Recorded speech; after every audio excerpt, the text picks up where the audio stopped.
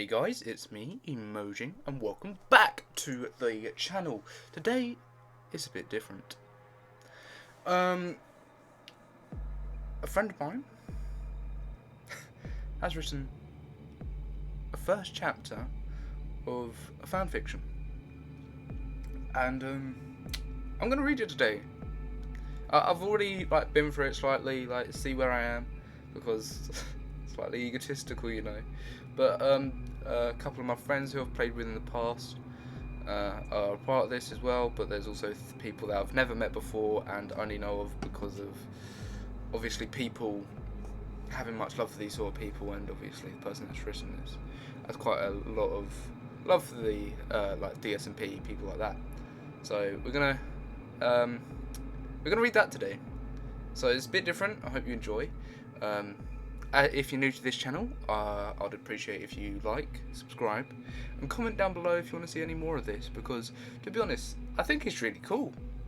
So, I'm looking forward to reading it. Yeah.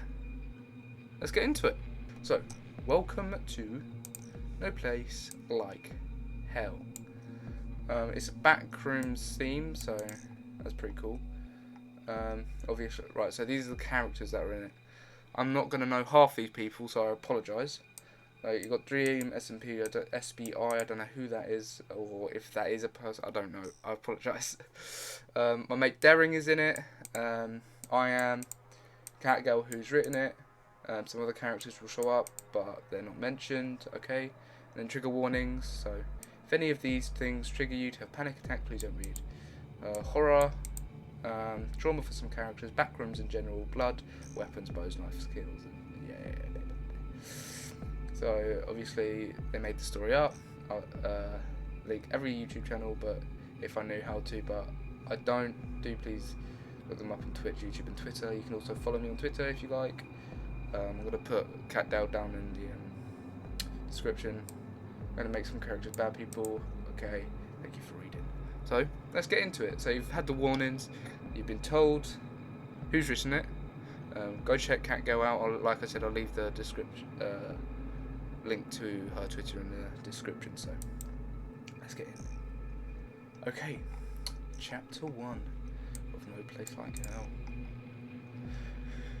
I hear a familiar buzz. A buzz from fluorescent lights. Confusion fills my head. I thought I was with my fostering family's house. They don't have any fluorescent lights. I open my eyes. In shock, I jump to my feet and spin around to look around the room. I'm so bad at reading. I apologise. I am going to fuck up some of the sentences. Just stay with me. Right. So I look at the room around me. No. No way. This can't know. I'm in shock and I'm scared and mad and sad and I'm running. Fast. Faster than light is what it feels like. I didn't have time to think. I know it's found me. It always finds me. Calm down. I can't calm down. How did I get here? When did I get here? Why am I here? Excuse me. My legs start picking up movement speed, as if I wasn't already running fast. There are going to be some spelling mistakes, so I'm not critiquing it or anything. So I'm just gonna read it. My leg starts picking up more speed, as if I wasn't already fun. That's what I think it would be. I can't stop. I won't stop. If I stop, it will get me. It will kill me. I can't go through that again. Everything is a blur as it goes past me. Praying to whatever God out there will hear me, will save me. I need to find a way out of here. The yellow rooms and halls fly past me as I run. Both dark and bright, big and small rooms and halls I run past or through. It's like the rooms change. No, they don't. I studied them a long time ago. They don't change. Is that there are so many that it feels like they change. The temperatures go up hot, then cold, and everything in between, even to frostbite and melting hot. I don't want to die, I say to myself, and I repeat it over and over and over again. The more I run, the more scared I get, the more confused I become, more of the feeling that I will never leave.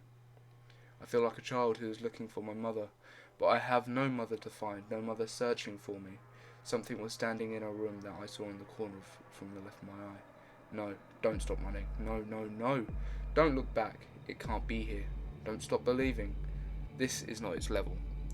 Right, so obviously the backrooms, I believe, have levels. I have no idea on the lore behind the backrooms. This is obviously based on the backrooms.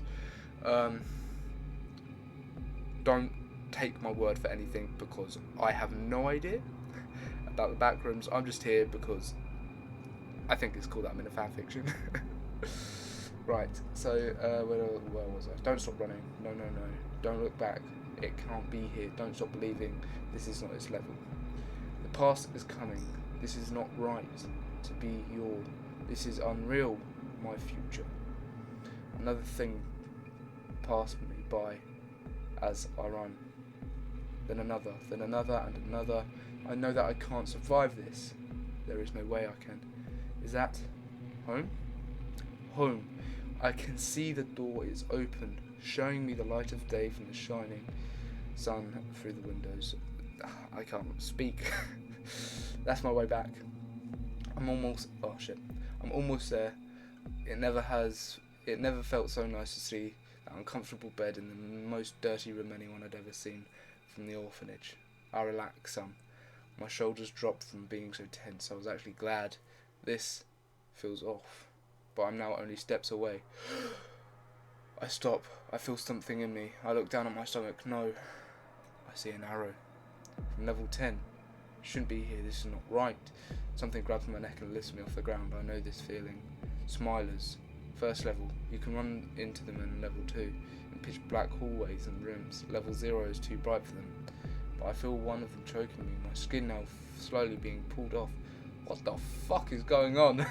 Skin stealers. I put my hands to where I was shot. It was cold. I move my hands to where I'm being choked. Kind of roughness of whatever it was. I feel my hands. I start shaking, moving around. That is not from the entities. I try to pull away from the things holding me, tearing me apart, but I can't. I can't move anymore. I can't control what is happening anymore. I wish someone would just come out of nowhere and wake up. I sit up straight, looking at a familiar blonde boy that is sitting next to me. It was dark out. I was crying. I couldn't stop. I was breathing heavy. I was confused. You had another nightmare, the blonde boy said. He pulls me into a hug to try and calm me down. Shh, it's alright. You're safe. Whatever nightmare it was, you're safe. This home will be better than the last, I promise. The thing is, I wasn't dreaming of an old home. He and I was dreaming of a place worse in every way possible than a foster home. The place hell itself.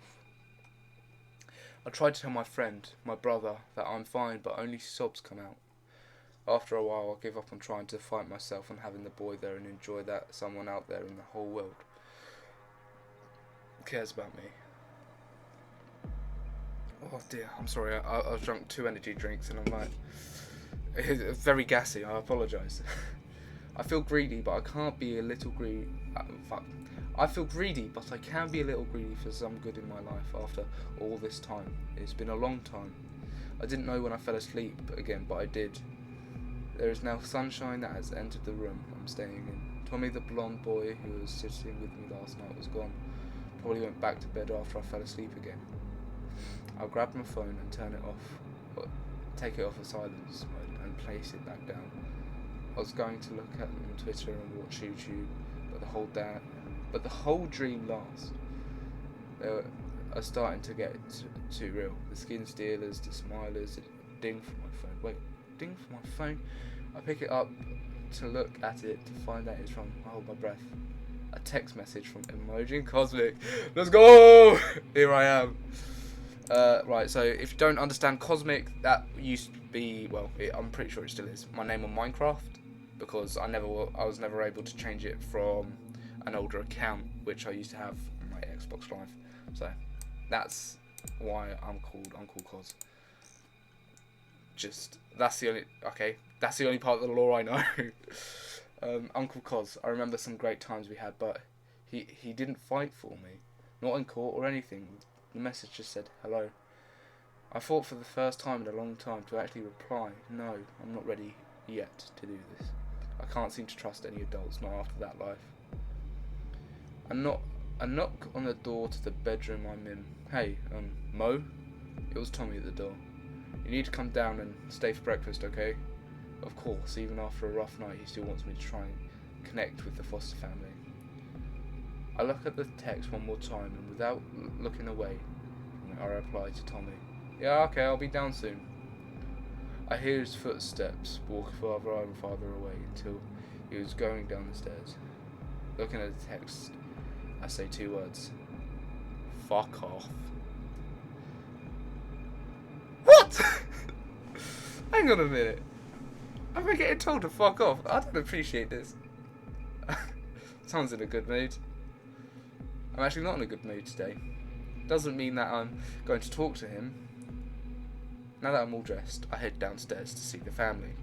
Once I come in the kitchen, Phil's other foster father greets me with a soft smile. "Good morning, Momo. Would you like some breakfast?" I nod and give a nice little grin to show I am grateful. Someone's in a good mood. Technoblade, the oldest son of Phil, who is adopted, says kind of nice to me. I'm sorry. I don't know why I can't read. Someone's in a good mood. Technoblade, the second oldest son of Phil, who is adopted, says kind of nice to me as he walks behind me to get some coffee from the coffee pot. I can read. Right. Okay. I'm trying to make sure that the words I'm reading are on the screen. Don't know why it's. There we go. Right. Tommy is sitting next to Wilbur at the table, but Wilbur, though, the older son of Phil, who is also adopted, his face shows a worrying look. It looks dark, like he didn't get much sleep. After we all sit down at the table with our food and start eating, Phil speaks up. "Wilbur, are you okay?" Wilbur looks up after his name is spoken. "Oh, sure." Phil gives Wilbur a look. Wilbur sighs. "It's just I heard Mo scream last night, and when I went to look,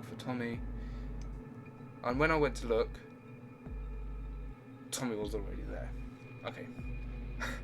Woke her up and calmed her down like if he already knew what he was doing. I stayed up the rest of the night to make sure Momo wouldn't have any more nightmares. My face turns red from embarrassment. I screamed. Well, that kind of shows how much those nightmares are becoming real. "I thought I heard something last night too," Techno says. "I thought I heard something last." Why did I read that twice? I'm so bad at reading. I apologise. Phil gives me a sad but not a guilty charity fake look. "Momo, are you okay? Is there something that we can do to help you?" "With the nightmares, I mean," Phil says calmly. "No, she won't tell me about her nightmares. We've been together about all our life." Tommy butts into the conversation as he leans back into his chair from being frustrated. Phil lets out a small sigh. "Mo." Someone's ringtone starts going off. It took Tommy an embarrassing amount of time to realise that it was his phone. I remember that I was going to buy him a phone. I have been saving up for one for him. But when we first moved to this foster home, Phil asked me if Tommy had a phone the 5th day we were here. I told him no, so the next day Phil brought me to the mall. I picked out a phone for Tommy. One I would never be able to get. One as new or good as the one Phil got him. Tommy answers his phone. "Hello?" He listens for a bit. "Okay, I'll ask Phil. Give me a second." Tommy turns to Phil. "Phil?" Tommy says sweetly. "Yes, Tommy." Phil replies, trying to hold back a smile. "Can we go over to see Tubbo? Please? Summer is almost over and then we have to go to school and I won't be able to see Tubbo as much." Tommy begs. Phil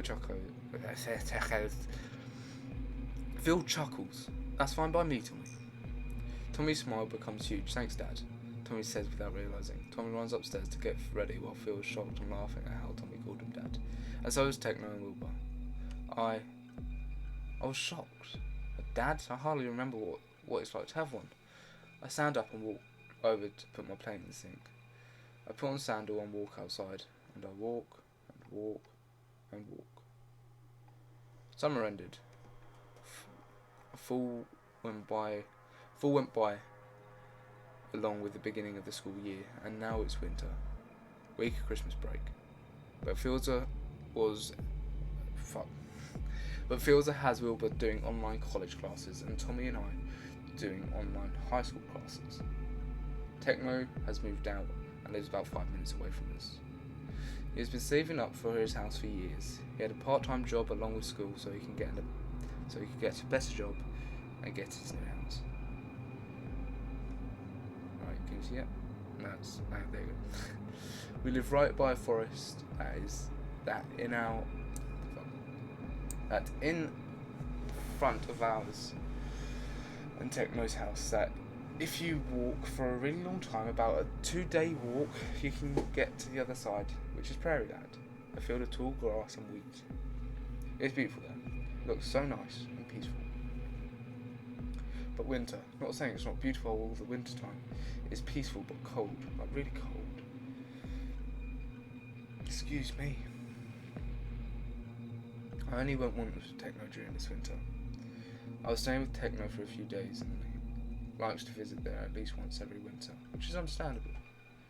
It is Christmas Eve and we are going over to Techno's house for a Christmas dinner. Tommy and Wilbur are already there. I want to stay at Phil's house due to having a therapy session earlier that Phil gave me. Well, no, fuck. Due to having a therapy session earlier that Phil is having me do.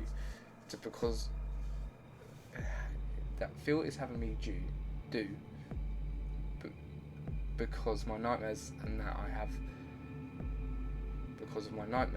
have a lot of things that trigger me and I start having panic attacks. My voice just broke.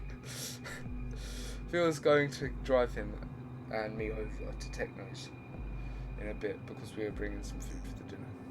I got another text from Emojing Cosmic. Happy Christmas. I look at him. It's Christmas. Happy Christmas and Merry New Year. There.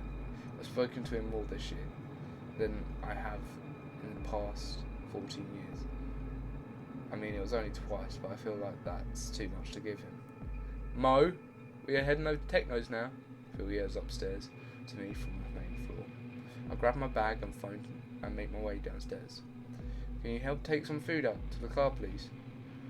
I nod and grab the beans and ham and ice cream, then go out to the car. Put the food in the back seat along with putting my bag in them. Stop doing that. I close the back seat door, then hop up in the front seat. Phil puts some food in the back seat, then gets in the driver's seat. He starts the car, and then we're on our way. My phone starts buzzing. A phone call. At first I think it's Tommy calling to say something about Wilbur and Techno bullying him, and then I check it and hold my breath. Why is he calling me? He shouldn't be able to call me. Who is that, Mo? Phil asks softly. I put my phone away. No one? Probably a spam. Is it Daring? Derek. I correct him. Who is he? He asks with a happy voice. Someone who doesn't matter. Phil stays silent for a minute. What happened? Phil says quietly. Take a deep breath in from my nose, out through my mouth. Like how I was told whenever I feel even a tiny bit uncomfortable about anything. He was my dad, but due to many things that happened, I was taken away from him, and my uncles, and my other dad. Phil stays quiet for the rest of the ride. Wait, so is Darren gaying this? It's fair enough, but who's he shipped with? Frost, maybe? Right. We pull into Techno's driveway. Techno comes out. Techno comes out to help bring stuff in after we bring everything in. Techno comes out to help bring stuff in after we've brought everything in. I walk to the living room to help. Fucking Jesus Christ, I can't read. I walked to the living room to find Wilbur and Tommy watching a movie. Hi Momo, sup Mo? Tommy and Wilbur greet me. What you watching? I ask with a smile. It's Christmas, so I can be a bit nicer than come out my shell, son. You're watching Home Alone? Oh, that fucking film ruined my life. I've watched it too many times. Home Alone? I remember the houses. I remember going through the doors, trying to find resources in the houses, running through them. It's okay, cat. It's slow. It'll take a bit for it to get anywhere close to you. What level is this one again? The pink-haired man asked over com.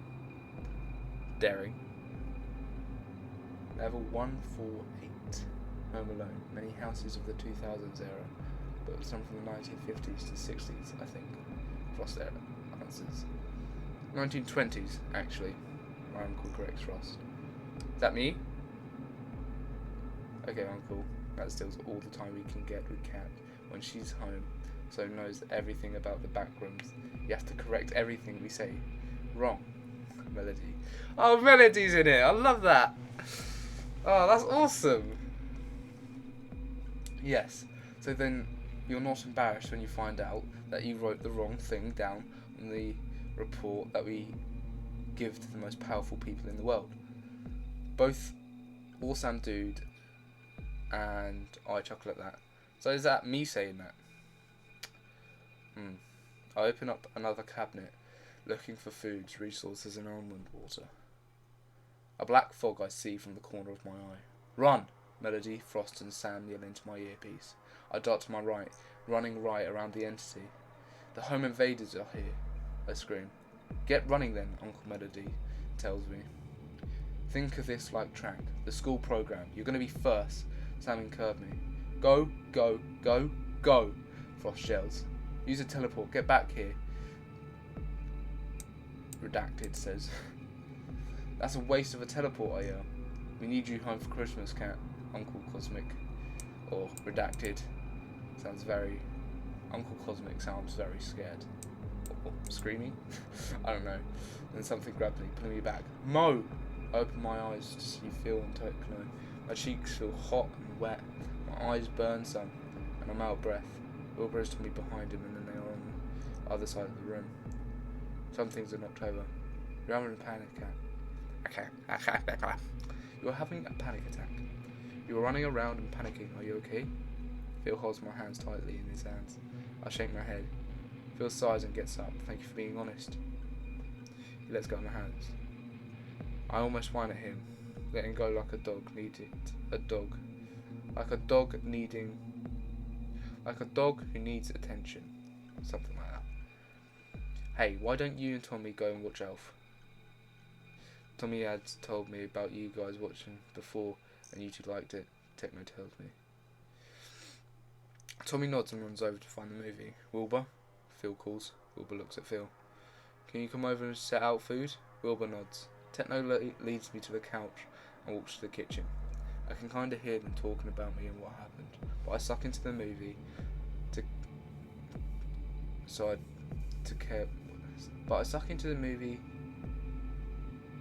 not to care what they were saying?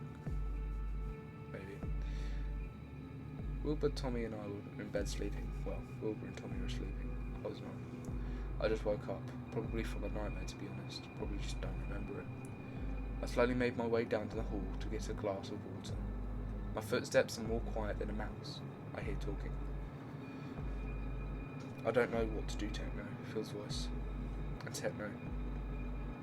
Because he said his name. Doesn't the therapy help? No, I think it's actually made it worse. No, your voice. People are sleeping, Phil. Phil sighs. It just feels like I can't do anything for her. She was always to herself, and it's not like one of those things where throughout time she'll come out of. I feel like I'll never know the real her.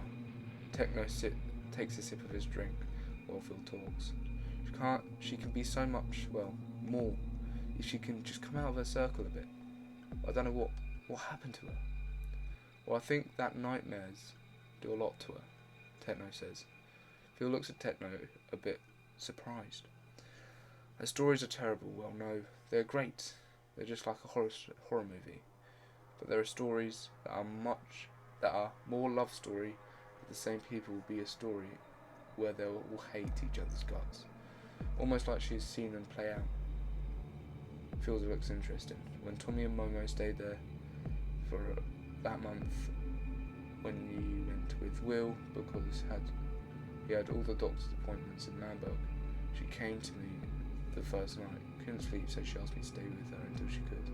Tommy came in not too long after and asked if Mo could tell us a story about Mark and the cat. Mark and the cat? Cat is short for cat girl. Oh. Every night we would go to Mo's room and she would tell us stories about those two, both young adventurers. Some would be love story between the two. Sometimes they would be enemies. There were always so much that happens between the both of them. I hope I'm not cutting out, by the way, because my mic... Let me bring my mic closer. Hopefully... Oh shit. Sorry. That all good? Yeah. I don't know why I have my earphones in, don't worry about it. I'm just going to carry on. So much that happens between the both of them. I kind of thought that Techno had already told Phil. It makes me feel a little bit of excitement to find that he mostly kept it secret.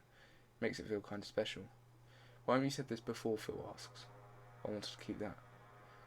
I wanted to kind of keep it to ourselves because it was kind of special. So we felt the same way. That's sweet. Or weird. I think we should head to bed now, Phil says, while stretching. Techno nods. I decided I'm going to walk in, but I'm really tired. I'll walk in rubbing my left eye. They both look at me. Phil gives a soft smile. Hello, mate. Why are you up so late? I look at him. Drink? I say. Techno nods and gets up from his stool, going into the fridge, taking out some milk. I smile at seeing the milk. Phil grabs one of the cookies on the island and puts it on a napkin. Techno hands me the glass of milk. I sit down on a stool next to where Techno is standing. I eat the cookie and drink the milk slowly. We stay quiet, but it's a comfortable silence. Sooner than later I finish and Techno leads me back to bed. Wake up, Momo! I shout. I shoot it. Fucking hell. Go away. Wait, go away. Wake up, Momo! I shout. Fuck! I shoot up into a sitting position to the yell, thinking that we were being attacked by some entity that found its way here through my nightmares. Nope. It was not. Tommy, leave Mo alone, she's trying to sleep. Wilbur yells from the hallway. My panic turns into a smile on my face. Morning, Mo, come on, we need to open presents. Tommy speaks quickly. Presents? I nod to Tommy. I'll be right there. Tommy gets up and runs to the living room. I pull my bag to me. I open it and on top is a little gift. Put my hand on the little yellow bow. I lightly have my hand on it, almost perfectly open the gift. I'll grab one of the ends of ribbon and about to pull it. Should I? Even if it's from him? Yes, it's a gift. Mo, come on. Mo, come on. Why am I struggling? Tommy, Wilbur, Techno and Phil all yell. I place down the gift and gets up and walk to the living room. Everything was perfect. I'm actually happy with my life. I think I can move on from the past of this family. We're all together. Shush. Tubbo's family, Schlatt, Tubbo and Lani. Kristen, Phil's wife, Phil, Techno, Wilbur, Tommy and even my therapist shows up for a bit. We're all happy, laughing, joyful voices. Everything is so jolly. After a while, as we're all in the living room together, there's a knock on the door. Phil gets up to answer it. He comes back confused. Phil, what happened? Who was it? Schlatt asks. Someone who looks important told me to give this letter to Momo, that no one but her or her therapist may read it. I stare at the letter in his hands and slowly get up from sitting on the floor with Tommy, Tubbo and Lani. I slowly walk over to Phil. Slowly grabbing the letter from Phil's hands, I run into the bedroom. I'm staying in. Knocking on the door again. What is it, Mo? Wilbur yells from the other side of the door. Everything was going great. Why are they doing this to me? Wilbur leaves. There is one small knock. Hello? Miss Momo? May I come in? My therapist. I slow crawl over and unlock it. I back up as she slowly opens the door, closes it behind her. May I look? I nod to her. She picks up the paper, reads it, and her eyes are filled with tears. How could they? You're only a child. She raises her voice. I'm going to be okay. She tries to hug me, but I jump. Don't like people touching me. She even knows this. Wait, Mo, I'm sorry, I forgot. I didn't let her finish. I was out of the room, and out of the house, and I was out of the street and running in the forest. How long have I been running? I'm not even sure about anything at this point. I stop for a second. I hear my name being called. I see Phil, Techno, Wilbur and Tommy all find me together. Mo, what happened? I start running again. I trip. So just Phil and Techno and Tommy and Wilbur. My head is fuzzy. There was a loud sound that I recognise. They're fucking hoovering. Are you taking the mic? Sorry. You're going to have to deal with a little bit of ambience. My head is fuzzy. There is a loud sound that I recognise. Oh, sorry. Head is fuzzy. There is a loud sound that I recognise. Open my eyes to a yellow room and bright lights. No. I hear groans from the other people. No, no. Backrooms. Ooh. That's leaving it on a fucking cliffhanger as well. Fair enough. So a little message from Catgirl. Thank you so much for reading this. It took so long to write, and if you have any levels you want me to put in, let me know. Also, if I write any of the levels wrong or didn't get some things right, sorry. I'm not an expert on backrooms. If I get something wrong, if you could nicely correct me, that'd be great. Sorry for the spelling errors. Have a good day, night, or whatever time it is to you. Yeah. So, that was pretty good. If you want to read it for yourself, or if there's any other chapters, I'm going to leave the thing in the description. It's really good. It was actually it was really good to read. There's some spelling mistakes here and there, some grammar things that could be worked on, but other than that, that was really cool. Obviously I'm not mainly in it at the moment.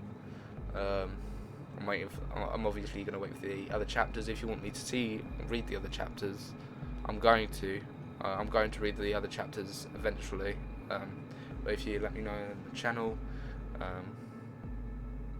I'll read it on the channel. If not, I don't know. I'm probably going to read it on the channel. It's really good. I really enjoyed it. But anyways, guys, again, shout out to Catgirl. Like I said, I'll leave her Twitter in the link below. Again, if you're new to the video, subscribe to the channel if you're new to the channel. Yeah, thank you so much for watching this episode. If you liked it, like I said, leave a like, comment down below if you want to see more content like this, or just if you have any suggestions for Catgirl, or go over to Twitter and just, I don't know, write something on one of her posts or something, saying that it's really good. I'm really good. I really enjoyed it. But anyways, guys, like I said, thank you so much for watching this video. I'll see you guys in the next one. Bye bye.